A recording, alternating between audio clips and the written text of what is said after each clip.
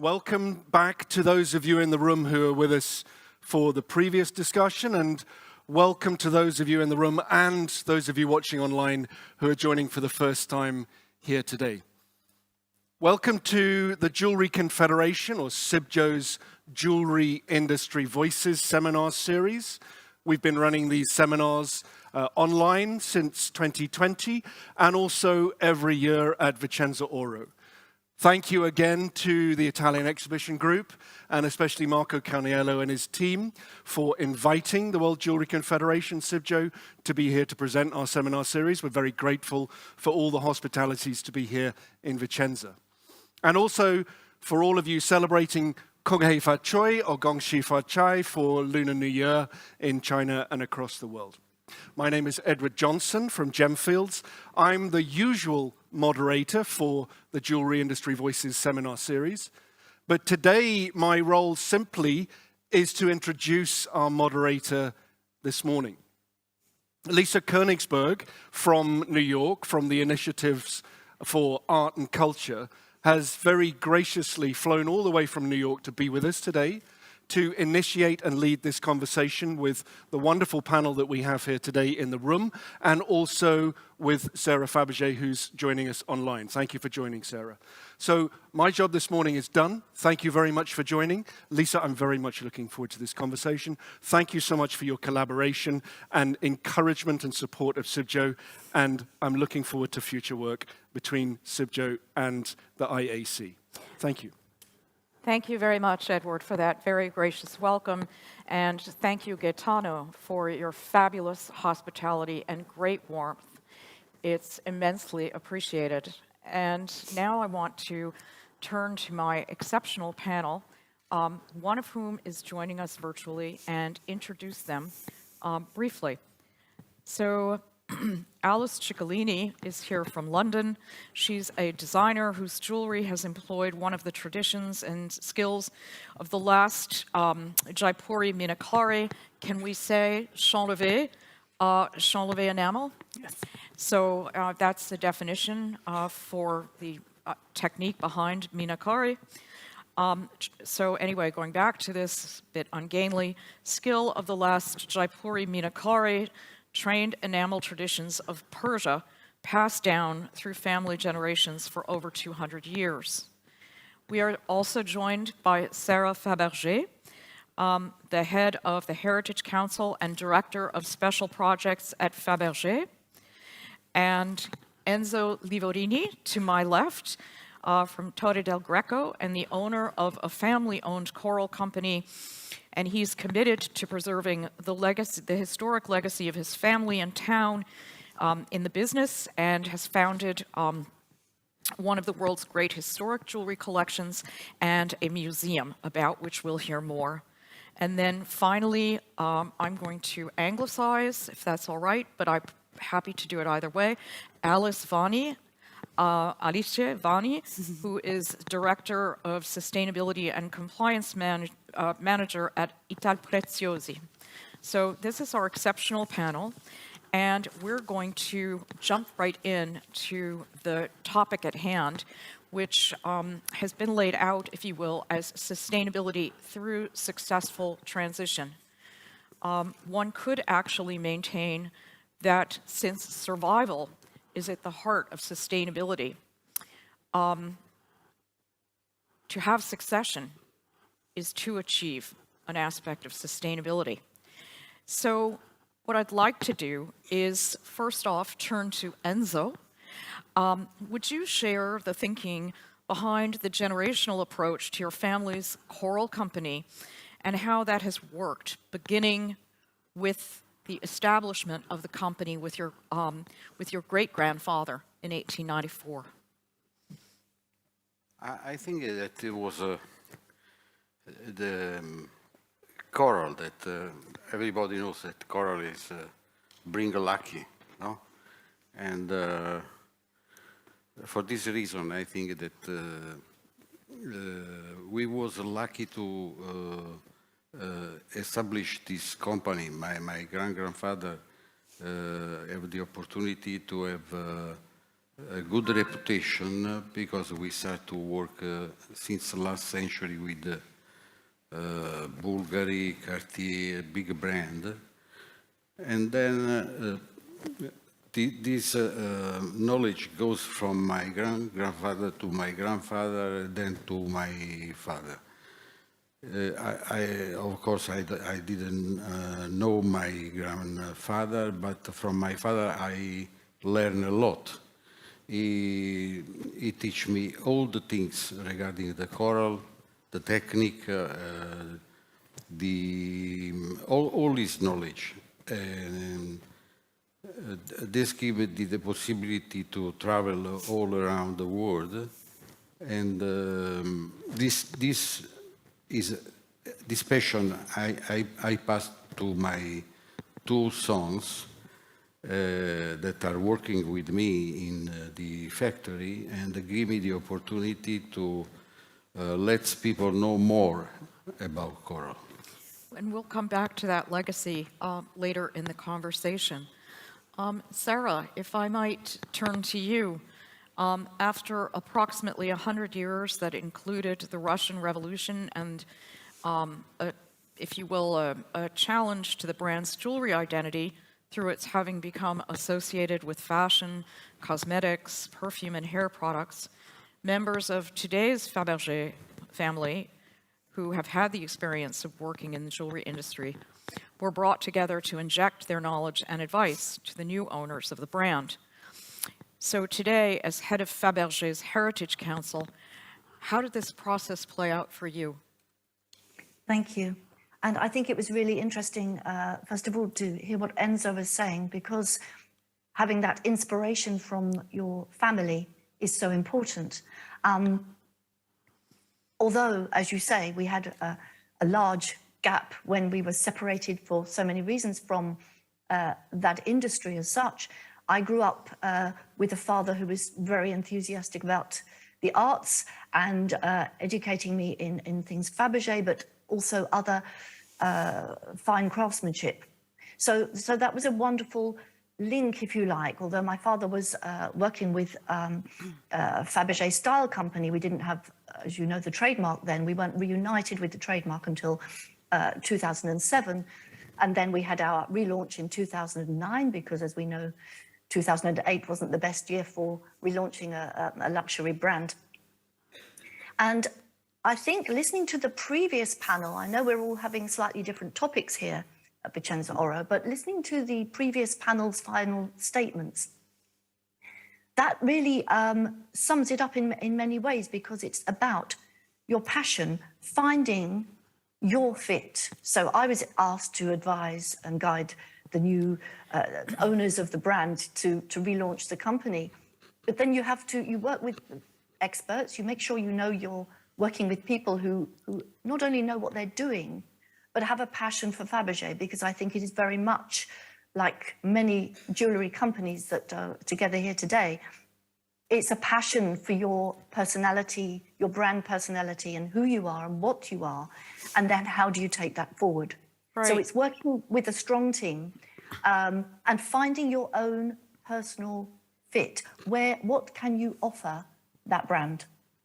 Sarah, that's a wonderful future-oriented and future-directed answer. And hopefully we'll come back to what your relationship, if you will, to the Fabergé DNA, if you want to call it that, and actually how that was transmitted forward. Because we certainly understand the passion and the commitment and the heritage and the idea of digging deep for that. I also want to make reference to the panel before. I want to say how fortunate I feel to have three very strong women panelists. And I'd like to say that that was not pinkwashing. That was not a factor in the selection of panelists. And so having said that, I'd like to turn to Vanni, Alice, as the next in line to a female-founded enterprise, your mother's. What were the ways in which gender impacted the landscape your mother encountered and her thinking and Italpreziosi's approach to gender equality? Thank you, Lisa. So my mother, Ivana Ciabatti, which many will know here, has founded Italpreziosi in 1984. And as it is today, unfortunately, the field she has been working, which is more on the supply chain, upstream and refining side, it has always been very male-dominated. So at the beginning of her journey, it hasn't been easy at all, because also to be taken in consideration. But as she always tells to me, and as she always says in all the association to take part, women's, usually, we are the first one that create an obstacle to underestimate ourselves. And when you overpass the first obstacle, and that the first obstacle and determination, you can pass whatever obstacle you can find in your path. So that's what she did. And underestimation, no. And she made it to become one of the most considered women in the refining and upstream market. In fact, last year she has been also awarded by Women in Mining within the 100 inspirational women in the world for her work on sustainability. So if you dream and you're determined, you can get where you want. Said that, she has, of course, applied everything she knew it was necessary for gender equality within the company, but also outside the company, in the supply chain and in the community engagement. Within the company, I can tell concretely, we are like around 42 women working, and there's a good representation in the management and, of course, in the leadership, as she is the chairperson right now in the company. And women inside the company and gender equality has been one of the main focus because of the challenges she has been facing. She wanted to empower first within the company, giving training, formation, the possibility to constantly improve in the career. And also, for example, on maternity, since last year we introduced a coaching counseling for when women were coming back from maternity, they could understand that maternity is like a master. You get skills, you don't lose time.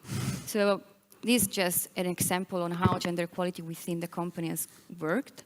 And in the community, she has been supporting through Italpreziosi, initiative that fights against violence against women, and they give prize to women that has the courage to stand up. And in the supply chain, we do a lot of training, formation, and we try to get as much data of how many women we are working in the supply chain, which are now available publicly in our sustainability report. So an holistic view on gender equality and human rights. And again, we'll have a chance to come back a bit to your legacy, or to the business's legacy, as we circle around in the conversation. And Alice, who is wearing examples of her wonderful work, can you compare your experience as a curator and jewelry designer working with jewelry craftspeople in the UK and India? How each of them perceives their role differently in terms of transferring skill to the next generation?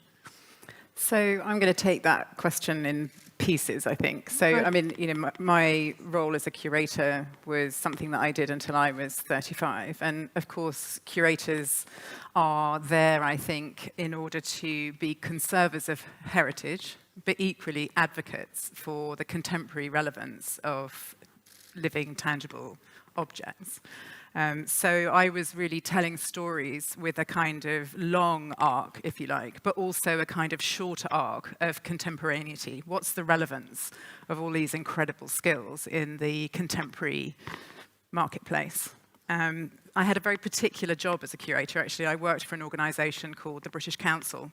It was a non-governmental organisation, part of the British government, kind of. And really my job was to tell stories about Britain, but very specifically through the lens of design, if you like. Could you tell a story about cultural identity through objects and practice? And so I think my kind of perspective on this idea of succession comes very much through, if you like, the kind of refraction of that time that I spent as a curator. I think we're all very familiar with conversations around geographical identity. You know, we talk a lot about champagne being something that's very specifically to do with a region and the ownership of that region, but equally how that industry defines what that region sees itself as being, its perception in the world. And, you know, I have the very great privilege of working with master craftsmen in Jaipur and also in Hatton Garden, and those two are places that I believe are completely steeped in the language of jewelry. Without jewelry, what are those places? You know, so I think when I started to practice as a designer, this idea about sustainability being as much about the sustenance and preservation and, if you like, the life of skill is as important to the sustainable, ethical, material supply chain argument, because without the skill, what's the point of having ethically sourced gemstones and fair trade metals? And I think, you know, there's a tendency that I have seen as perhaps an outsider. You know, I'm not from a jewelry family, you know, and my parents were English language teachers, you know, to believe that skills in jewelry are a given. They'll always be there. There'll always be craftsmen who can make beautiful things. And actually our only job is to make sure that the materials we put in front of them are kind of, you know, more ethically sourced. And I really don't believe that, having worked in places like India, where obviously, you know, so much of it is more small scale, you know, lots of small craftsmen working in their own shops. And actually their sustainability is there enough business for my son to find it relevant to continue in this industry? And I'm afraid to say that in very many cases, the answer to that question is no. And if we don't, as an industry, start to focus on telling the really quite serious importance of sustaining skill, then actually what we lose is considerably greater than the ability to make a nice jewelry object. What we lose is a whole kind of segment of what we consider to be our cultural identity.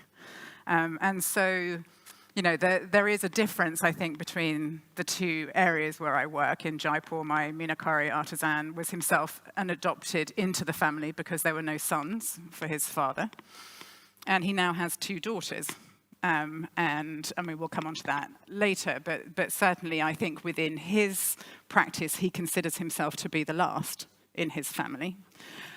Whereas my master craftsman in Hatton Garden, who has been working in the trade for 50 years, has 2 young women that he's training up to take over his business, and he's very proud to be sustaining his industry in that way. So, yeah, my family is not in the jewelry business either, and one of the things that I feel very strongly is that these skills and talents and, if you will, regional exceptional abilities, we need to broaden our concept of natural resources to include those things in them, because if we lose that, we've lost something that's so precious we can't get it back. So in line with this sort of thinking, I'm wondering, sort of back to the paradox of the future, but looking back, Enzo, what are the qualities and skills that were transferred from previous generations to you and that you nurture today with respect to artisanry and the way that you train the next generation? Well, I remember when I was 7, 8 years old, and after the study, I liked to see in the factory and see the worker, how they cut, how they make round, how they drill the coral. I was lucky because I was the son of the owner, so they teach me. They was not jealous. They never teach to others. In that time, they drilled the coral by hand, like they still make now in Bahrain on the natural pearl. Then, when I was 18, 19 years old, my father sent me to Japan, to China, to buy coral and to buy pearl. So I saw the new technology they use to drill the pearl, and I bring it home. Then I went in China. I saw how they make round beads more quickly and more easy. And I bring this technology at home. Then I understand that we need new technology. And my father gave me the opportunity to put in the factory. But we need the people who know how to use. And then my father said, okay, let's open a school. And my father was the founder of the first school to learn young people to carve and to work at the coral. Then he said, we should do this, because from this business, from the coral, we get a good reputation, respect, and also the possibility to have some money in the bank. So we have to give back to the people who work at the coral and to Torre del Greco. We have to give back something. That's the reason why he opened the school, and because the life gave me the opportunity to meet the dry people like Gaetano and to let this business, the coral business, grow up and can still see the future in the coral business. Well, we'll come back again throughout this conversation to the paradox or the blending of the past and the future, especially in your business and in Torre del Greco. Sarah, I'd like to ask you about how you go about championing and conserving fine craftsmanship today. How were you able to, if you will, maintain and transmit the Fabergé craftsmanship, given the disconnect that came about as a result of history, if you will, and other historical events and other events? Okay, yes. Well, in the early part of the relaunch, or prior to the relaunch of Fabergé, we spent a great deal of time seeking out people who still use the same craft as Fabergé, in particular the guilloché enamel technique, which is so synonymous with Fabergé. It's not the only technique that's used, but it is very much part of our DNA. And so there was a lot of looking around and scoping out to see who are the best people at this. And we're delighted to be working with a company which is also a heritage company, great-grandfather to grandson. And we work with a company in Germany who have not had the break that we had and still continue those fine guilloché enamel techniques. We also work with a Swiss watchmaker who created our Lady Compliqué watch for us. He had a very special movement, and I think this is not trying to sound in any way pompous, but I think the Fabergé name, regardless of what happened, regardless of me or what we're doing today, does have a life of its own, which is what we named our documentary. And so people are often keen to work with Fabergé because they admired the past, but they want to help us to take it into the future and to maintain those standards and the creativity and the skills.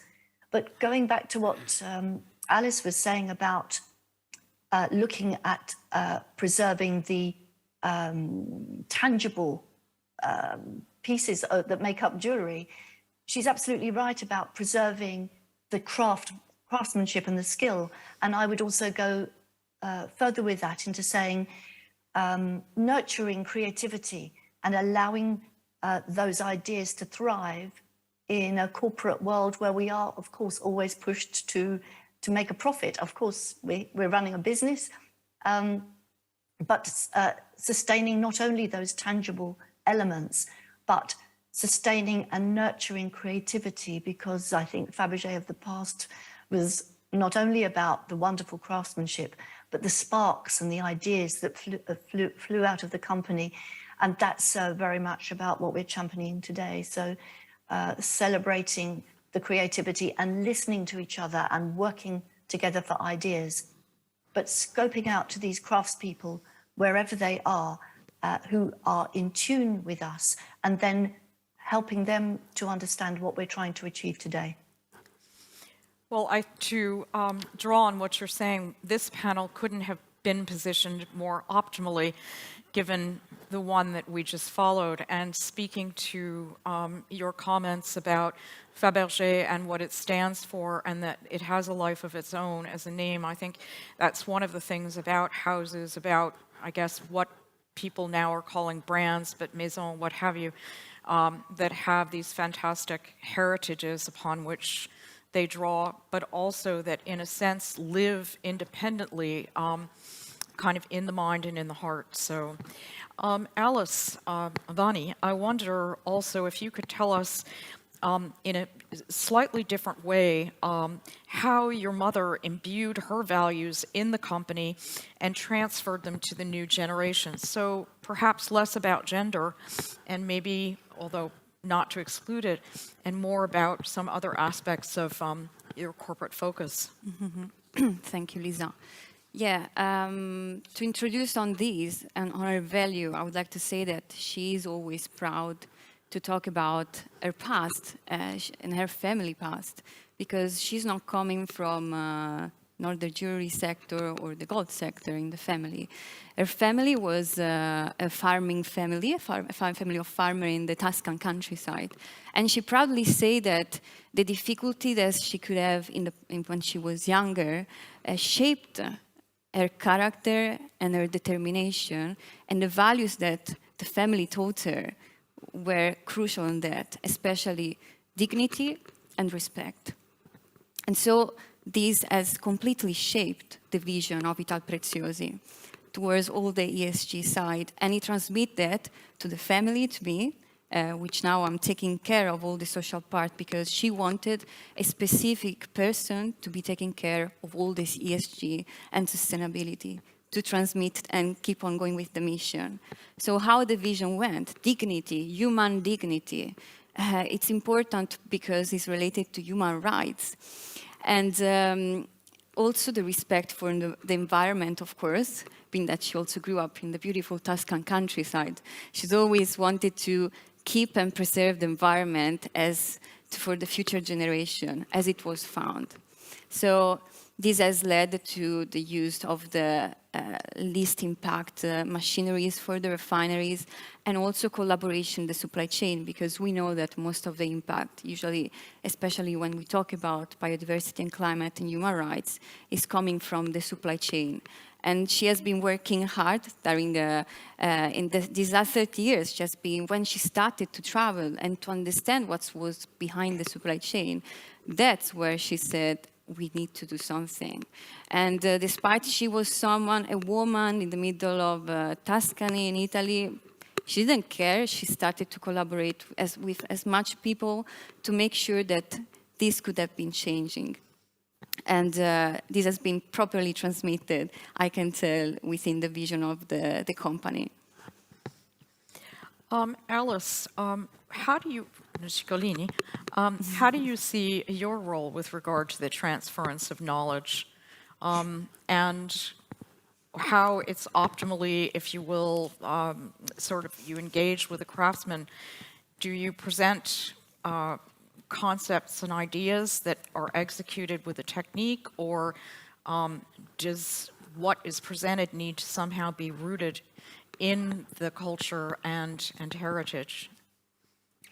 So I think a lot of what I bring to the craftsmen that I work with is the idea of kind of evolution, not revolution. You know, very much as what Sarah was saying. You know, it's not enough to preserve things, and actually preservation can be almost like death to a living tangible heritage. You have to find ways to evolve. And as Enzo was saying, within his family, he brings in different kinds of technology and technological innovation, and pushing the craft forward is a very key way of doing that. So in London, I work with my enameler to figure out what is it we can do with lacquer enamel that you can't do with vitreous enamel, that will help to evolve the audience's understanding of the value of that material and the skill that he brings to it. So we're setting color inside color without having to have boundaries. We are doing marbled enamel. We're doing all sorts of innovative things because that's his excitement as a craftsman. So I'm feeding, if you like, off his energy. But in the Indian context, I found very much that one of the mistakes that people make when they try to work with craftsmen in India is that they come with their concepts. Here you are, make that. And the Indian craftsman sitting there going, well, I don't know, what is this thing? What is it going to be for? I don't understand it. It doesn't speak to me. So, a lot of it is to do with respect. I spent a year sitting in India with my meenakari artisan to understand where does he come from as an artist. He's an artist. He's not a machine. And so he talks about his practice as painting on gold. And actually, my practice as a designer is to paint on paper. And so this is where we began, from this point of shared collaboration. And everything that we have made together grows out of that. But of course, what I'm asking him to do is to work with patterns from all over the world, not just from India. I'm bringing new colors. I'm bringing all sorts of different ways of thinking about things. I'm turning the relationship between the stone and the enamel around. So the enamel is the jewel, the stone is the container, all sorts of things that he would never have done on his own. And I think that's, if I would say anything, it's really about kind of respectful, collaborative exchange within a context of kind of future-looking innovation. Sarah, I'm wondering if there's something you'd like to add to that, given the sort of Fabergé situation. Absolutely. I think we have a lot in common, we all do, but Alice, I think that whole idea of relationship building, because that's key. I think it's key across our business. Listening to each other and understanding each other and knowing where we come from. I mean, in part of my other life, I'm a Myers-Briggs practitioner. I've worked in learning and development, and it's all about using someone's skills, preserving those skills, and then helping them to understand what you're trying to achieve, which is exactly what you were just saying, I think. So those relationships, that collaboration, is so important. It was important to my great-grandfather. It's important to us today. And that collaboration goes right out as far as working with the people that are creating the pieces for you, working heavily for me with our design team, and then transmitting those stories right out to what I do as a brand ambassador, which is going out to our partners, either our partners or our clients at private events, and telling them the story about that relationship with the craftsperson, about how it's made, about the different techniques, about the complications, so that they can understand, going back to what we were saying before, that it's not just a number of pieces of perhaps valuable or not so valuable stones and pieces put together, but they're understanding the creativity, they understand that story behind that design, that preciously, carefully designed piece, that they understand the story behind it, and then they have a meaningful piece of jewellery that will be their legacy, they can keep, they can hand on. It is sustainable in that it's going to go forward for generations, and that's what makes it all happen. I think that those relationships, you need a bit of psychology in all business, but you particularly need that, I think, when you're working with craftspeople and craftsmen and women who have their own idea too. And I think that's the same with our business. I'm sorry to go back to a little bit of a question you asked before, Lisa, but the thing that I've been trying to protect is not having people come in now to Fabergé and saying, that's a great name, we can do great things with that. Let me put my blueprint on top of you. No. Trying to be a strong woman and saying, no, we don't want your idea, your blueprint from another company on top of Fabergé. We need Fabergé to be Fabergé today as it is, not dusty, not under a dome, not stuck somewhere in a museum, but the Fabergé company today is about being current and alive We're nothing without our heritage, but that fine balance between the two in order to move forward in a way that will be sustainable and that will be worthy of the name. What I'd like to do now is to turn to a theme that seems to be an umbrella for the morning, and that is this notion, if you will, of sustainability or responsible practice. And successful succession enables an enterprise to be sustained in the business, in the business sense, to go forward, to exist, to have its life. Part of that, perhaps more evident today, is the necessity to be mindful with regard to environmental and social responsibility in practice, or sustainability. And each of you has your own engagement with this, and I'd like to go back the farthest in time with you, Enzo, to ask about the relationship of the success of your business and your engagement as president of CIBJO, of the CIBJO Coral Commission, and the work you've been doing in terms of environmental coral. Thank you. Nice question. Let me say that I was lucky to have two sons that work in the company, and one is there, Andrea. So they give me the opportunity to let people know what is the coral, why is sustainable, and so on. And this was possible because of Gaetano Cavalieri understand, I think 8 years ago, that the coral need a commission. And we start. In a couple of years, we made the Blue Book with all the rules, nomenclature, classification, treatment, explanation, classification of the 8 species of precious coral, the map, so a lot of information. Then I think I'm very lucky. In the life I have the first opportunity to meet Gaetano, and then Master Ken Scarratt, that helped me a lot in the Coral Commission to make the DNA of coral through university in Naples to give the 100% possibility to GemLab to identify the origin of that kind of species. And then also thanks to Ken, we have made the color grading of the coral, precious coral, and other things will come out. We are working now on the coral guide, but all these things give us the opportunity, the possibility to make educational, sending information to people who take decision. Many brands before was afraid to use precious coral because they misunderstanding the common coral, reef coral with the precious coral. Then we have CIBJO as a reference. CIBJO, everybody respects CIBJO.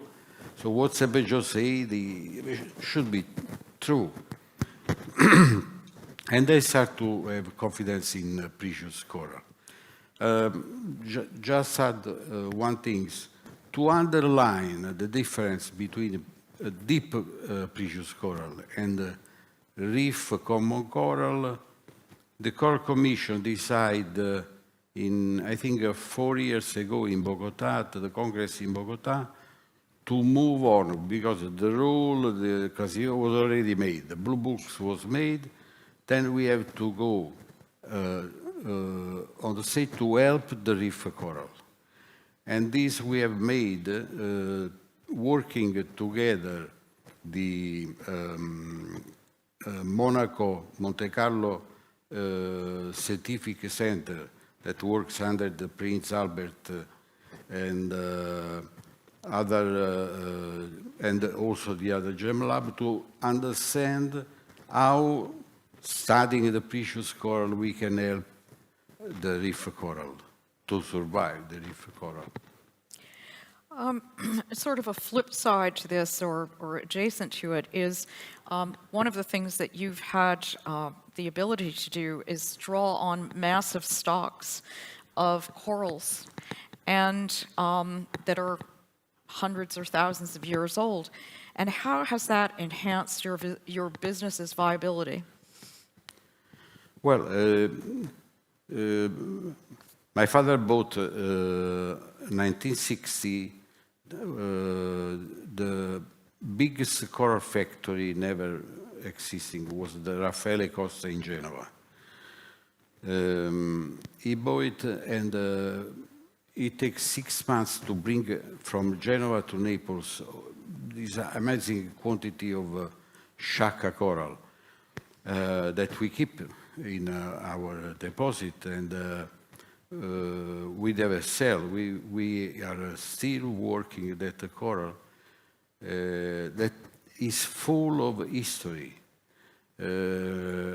because it's not a bank of coral, it's a deposit where there are slide 30-meter high of coral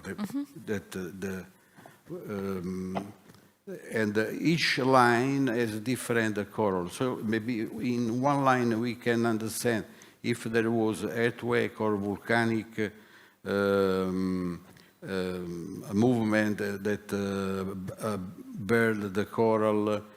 And using a different coral now, we are bringing the contemporary art in the coral for the first time, and we have made, together with the #1 in the world contemporary artist existing, that is Jan Fabre, making some pieces that we rewrite the story of a coral.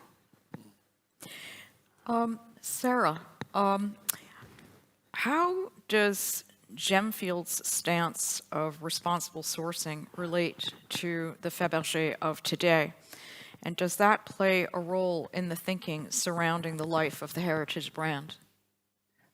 Well, yes, of course. I mean, we are fortunate in that Gemfields owns the Fabergé company, but of course we both have our own personalities.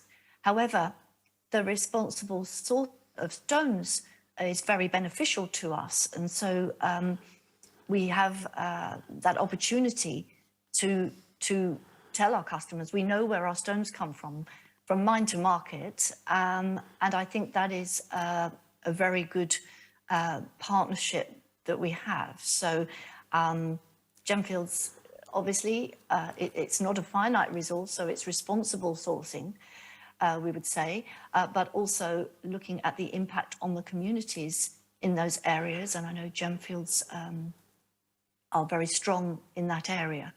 So for Fabergé to be able to have that opportunity to have these beautiful stones which have their provenance is a very good way for us to go forward.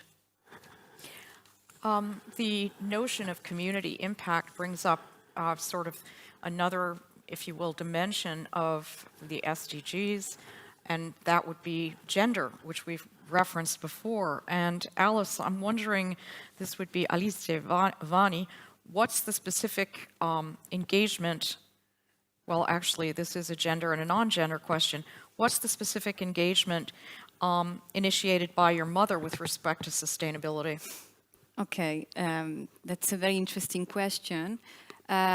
As I start to say at the beginning, her journey as a woman at the beginning was not easy But it was not even easier when she started to talk about ethical supply chain and sustainable supply chain in 2005. Finding people that could agree and believing in such project at the time was super difficult.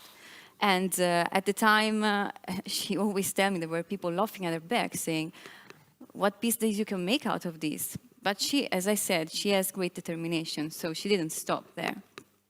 And so in 2007, it has been formalized the first chain of custody project from a gold community in Honduras through the project that she was president of, Gold Lake IP.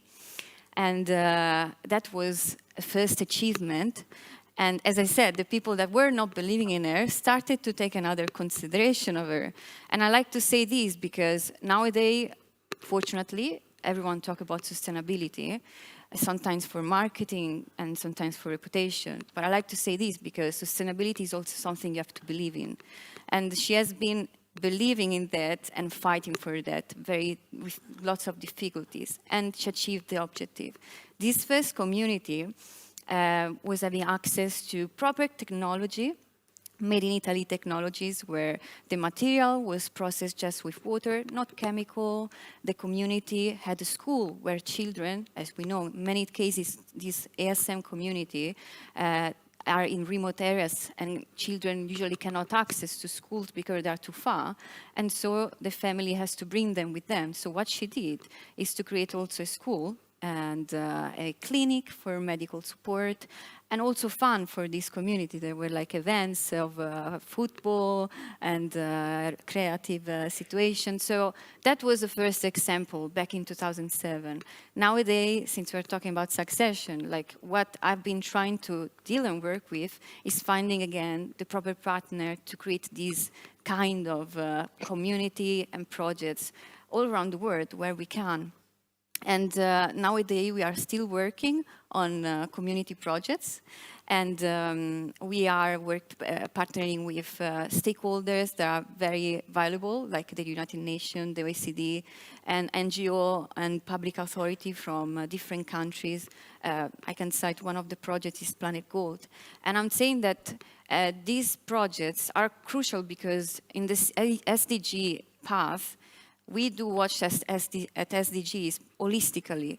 With one project like Planet Gold, where the main objective is to reduce and eliminate the mercury from the supply chain, actually you have amazing improvement for gender equality because you have women empowerment sections for every community they work with. You can have good impact for the biodiversity because one of the projects we are buying from in Planet Gold, which is for mine, had beautiful beehives in their mine. So it's important to engage with all the supply chain, and it's also important to partner because alone we cannot do that much, but together we can do better. And it's definitely beautiful to talk about this in a jury trade show because jurors are the first one that we are open to work with because when you have the full chain of custody and the jurors that buy this gold or silver can be proud because you can even tell to the final customer, look where this came from. Look, buying this, what you are doing actually. You're making a choice. So that was our first part, but now it's just that was just the beginning, let's say. Alice, so again, coming back to your meenakari craftsman, the work you've done reveals, if you will, a gender divide in the industry and its impacts, which are certainly a concern that are directly tied to the UN SDG 5, which is about gender equality. How does culture play a role in the ability to pass tradition on? So what's the impact, if you will, of a culture in which there is, say, opting against passing on to a daughter who doesn't believe that a woman should work in a formal sector, or perhaps that the security of the family wisdom will be compromised? I think it's more the latter. than the former. I mean, my meenakari craftsman has 2 daughters and no son. And much like cooking, he doesn't teach them how to do his craft. So his mother doesn't teach the daughters, he doesn't teach the daughters, because ultimately they'll marry and they'll take both the cooking skill and the amazing kind of craft heritage into somebody else's family. And it will become their kind of heritage and their financial wealth and value, if you like. So whilst they are taught to do what he considers to be the kind of easier skill of cloisonné, which, you know, you put a wire and you make a pattern, but you can pull it off if you make a mistake, he doesn't teach them how to do chanlevé, which is, you know, much more kind of elevated enamel craft in his eyes. So how do you, how will he find a way to ensure a succession? And it's quite an interesting craft, chanlevé, because he has, boxes and cupboards full of little brass rubbings that his great-great-grandfather has taken of bits of work that he was particularly proud of. So he has a direct way to test his skill against somebody who was working 200 years ago. And so this wealth of knowledge and information is actually quite high as a result. He hasn't lost anything from generation to generation, even though his father died quite young and there were a few elements of the tradition that he wasn't able to pass on. He can at least learn from what he can see. And it sort of strikes me that actually there's a very important conversation to be had around how you capture and pass on the skill of the perhaps disorganized side of our business. It's beautiful to hear Mario Bucciolati talking about the academy, to hear you talking about your academy, Enzo, but when there are these tiny small-scale families that make up really quite a large proportion of people who make things in our business, what do we do for them to give them a path to pass on their knowledge when perhaps there are elements of their cultural traditions that make that kind of less feasible? Well, in the words of my predecessor, Ed Johnson, we are looking at coming to the end of our time. And so I have one final question, and I'm going to ask each of you a different version of it that's applicable to your story, if you will. I'd like you to answer it briefly, and then if there's any question from the audience, we will have a minute to turn to you. So, one of the things that is becoming evident is the relationship between a vibrant future and mindfulness of cultural heritage and environmental and social resources.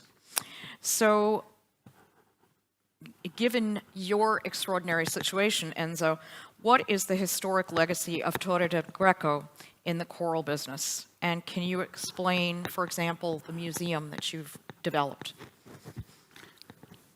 The museum was an idea of my father, taking the private collection that my grandfather started to put on site. And then when we traveled together, me and my father, we went to Japan, to Hong Kong, to China, United States. We joined auction. And whenever we found coral pieces, we buy. And this gives the possibility to increase the private collection. Then we started collaboration with some creator of a piece of art with gold, diamond, and coral. And what we produce, we buy back. And is what we are doing now with the Jan Faber. We produce a lot of artwork, and then we will take or buy back from him for our museum. But there is one thing very important, is when I was a student, I didn't like the history. What I feel is something not live, not... Then,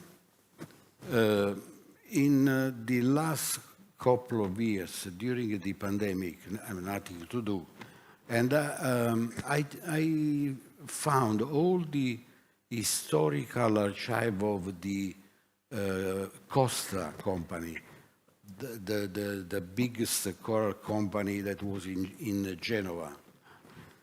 And together with my son, we found something unbelievable as invoice made the last century, letter, document, something incredible, and the quantity was amazing. So as we are in touch with a foundation in Naples called Piemonte della Misericordia, where we donate some few pieces of coral. They have a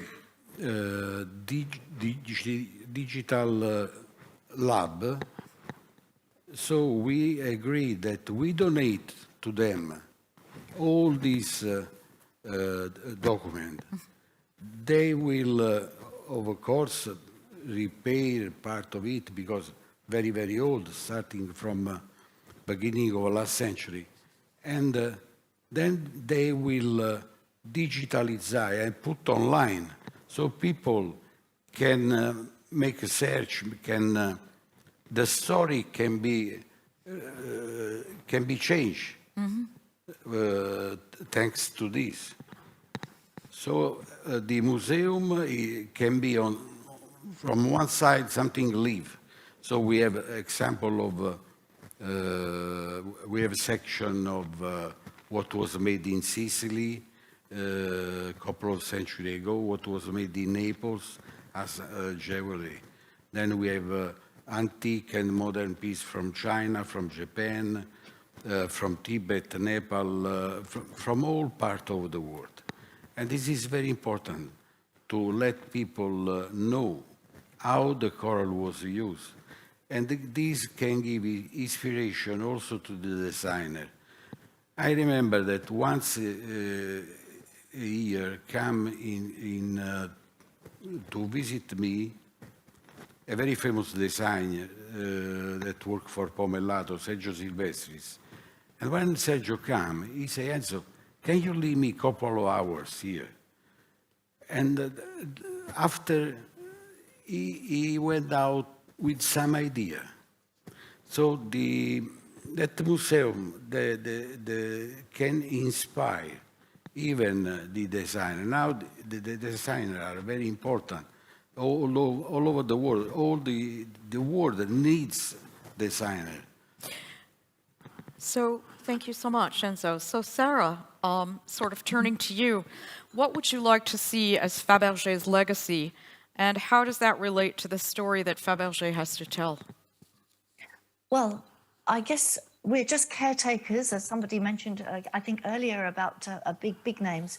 So we're caretakers. So I hope that we caretake it well, that we continue to champion those skills that we were talking about that can so easily be lost, forgotten, and never resurrected. So to bring forward the skills of the guilloche enamel, celebrating fine craftsmanship, design, and storytelling, and writing another chapter, I suppose. That's what we're doing really, is we're writing another chapter of Fabergé, and I hope that legacy will be that people do know that Fabergé didn't just die back in 1917, but that it continued to move forward, that it championed those skills, the creativity, and that, as Enzo was saying, to inspire other designers to continue that forward. So we're caretaking, we're hoping that we do a good job as we go along right now, and then that to leave it again for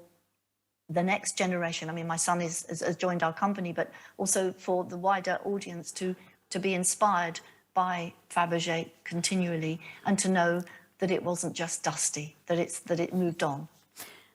Brilliant. So Alice Cicolini, whose responsibility is it to ensure that highly skilled artisanry is carried on?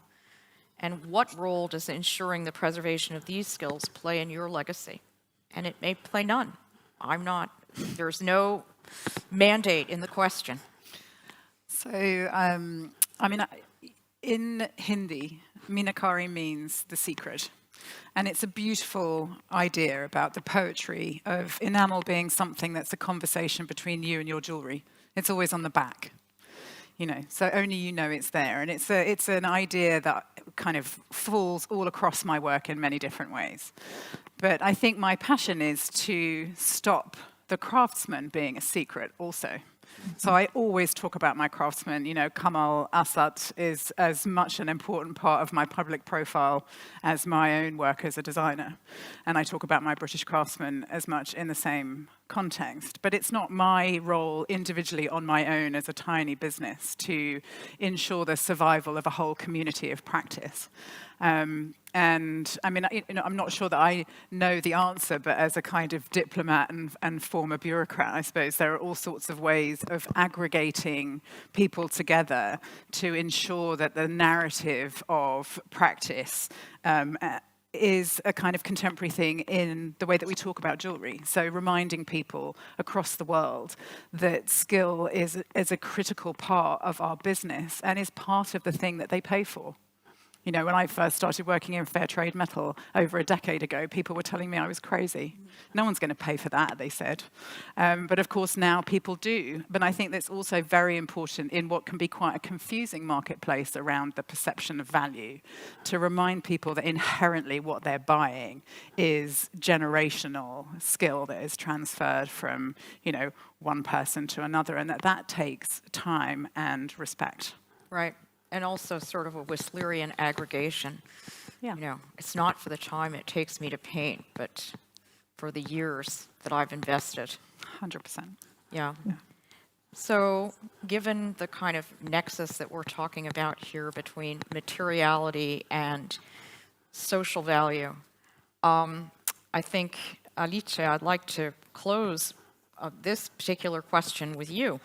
And how do you see the project of peace building, Rondine Cittadella della Pace, in terms of Italpreziosi's legacy? Thank you for the question. Like Rondine Cittadella della Pace for me, for Mom, and for Italpreziosi, and for many here, it's crucial. It's not renowned still, and we are fighting to make the voice of a project like this bigger and bigger. Because when we do business, it's not just about the supply chain, it's not just about specific interests you might have, it's about the holistic view of sustainability. Peace building is one of the SDGs, and Ivana, since a decade, my mom, is supporting Rondine Cittadella della Pace, which is a peace building project set in Arezzo. And it has been also nominated for the Peace Nobel Prize in 2015. What is it about? It's about giving voice to young generation coming from countries that are in conflict, make them live together and understand that the enemies is just a perception.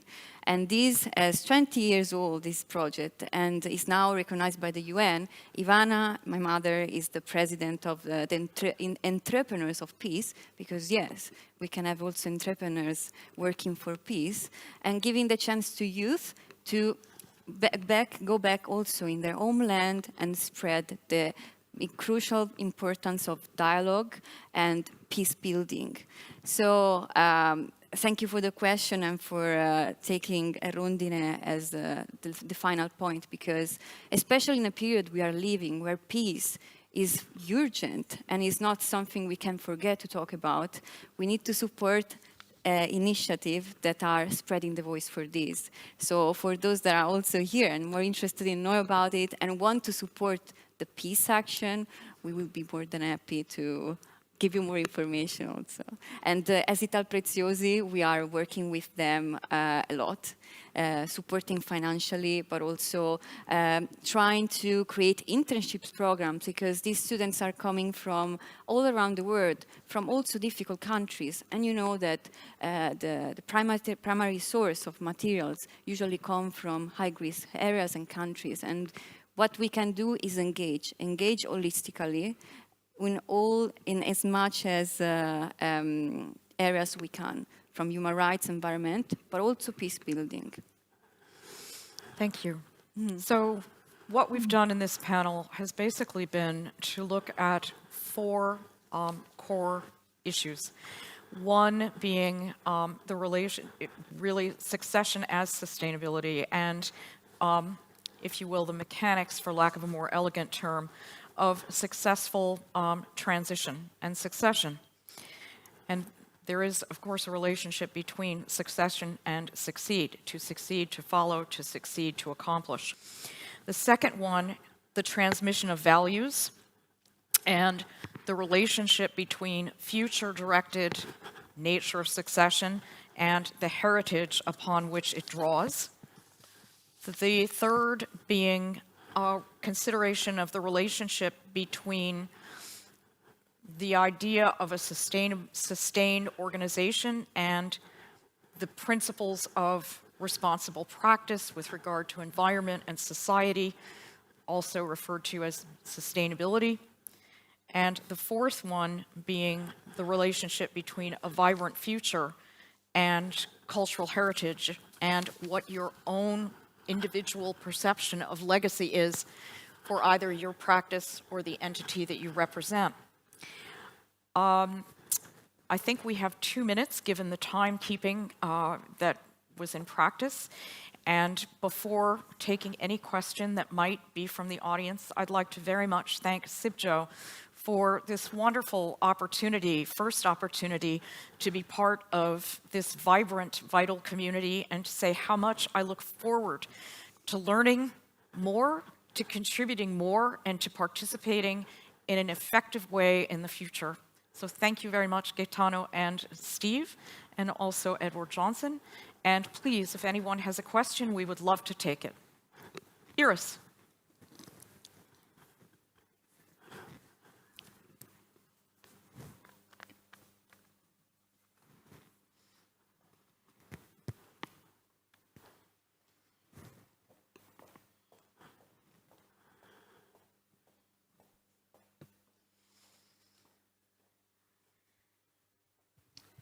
Thank you, Lisa. Iris van der Vieken, Watch and Jury Initiative 2030. First of all, I want to congratulate CIBJO for taking this topic on.